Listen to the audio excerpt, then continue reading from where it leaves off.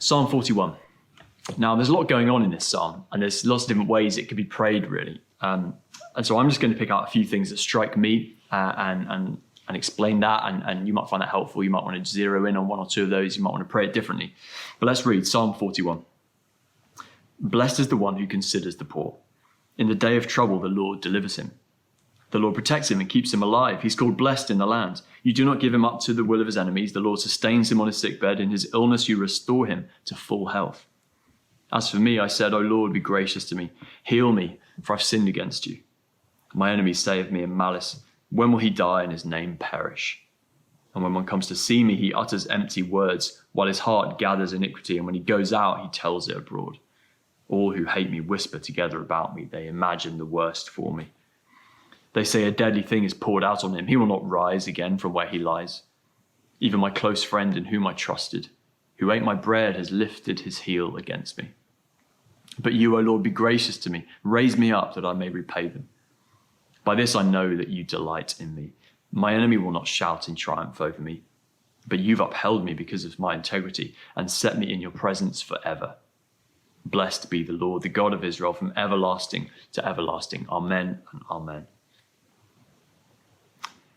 There's a lot going on in the psalm, but the first thing I'm struck by is really just at the start. Blessed is the one who considers the poor.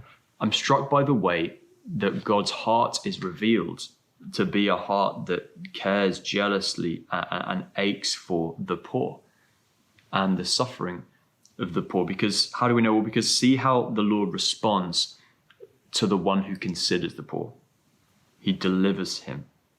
He protects him. He blesses him. He sustains him. He restores.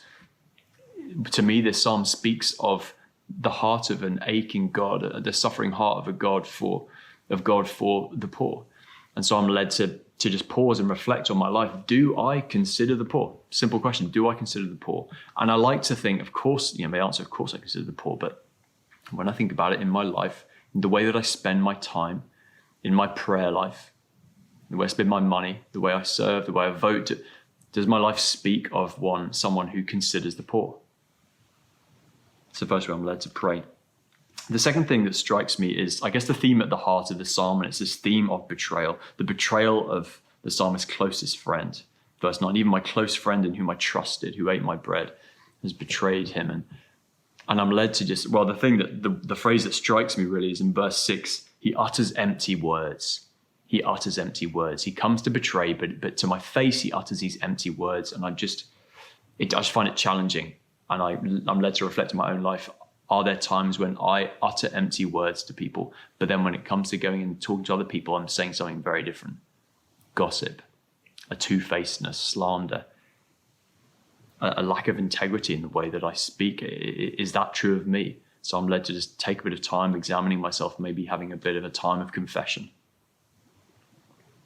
These verses of betrayal, the verse 9, even my close friend in whom I trusted, is quoted in John's gospel as pointing to Jesus and the betrayal of Jesus, the deepest, most unthinkable, unimaginable betrayal of the perfect, sinless, all-loving Son of God, again by one of his closest friends.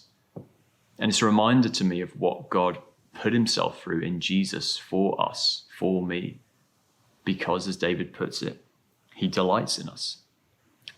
So this is the last way I want to pray this psalm is I'm led to just ponder the sacrifice of Jesus and what it speaks of that, the intense love and delight God must have in us to put himself through that and what it cost him. But also that it is the proof that he does delight in us and it is what has enabled us to enter his presence forever, verse 12. And so I just want to finish by spending some time just basking in God's delight in me, remembering it, soaking in it, enjoying his presence, delighting in him. Praising with verse 13, blessed be the Lord from everlasting to everlasting. So this is the way I'm praying Psalm 41. I want to begin by a time of asking myself with God, do I consider the poor? Does my life speak of that? Do I utter empty words? And then just to spend some time delighting in and basking in God's love. So enjoy Psalm 41, have a good read and pray. God bless.